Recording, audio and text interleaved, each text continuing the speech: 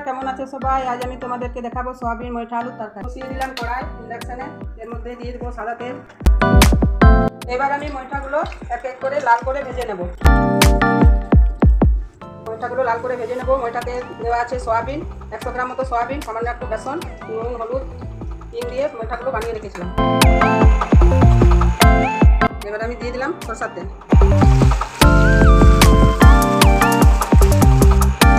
আমি আলু টমেটো ভালো করে একটু আগে ভেজে নিলাম। এতে দিলাম আমার সব কিছু সমস্ত মশলা সব রেডি করা ছিল। এতে আছে ধনা গুঁড়া, জিরা গুঁড়ো, চিনি, আদা বাটা, লঙ্কার গুঁড়ো, কস্তুরি মেথি পাতা। মশলা সব ভাজা হয়ে গেছে। এবার আমি দিয়ে দিলাম জল। ময়ঠাগুলোতে দিয়ে দিলাম। দিয়ে পরে একটু ধনে পাতা কুচি ছড়িয়ে দিলাম আর একটু গরম মশলা দিয়ে সোয়াবিনের ময়ঠা তরকারি রেডি।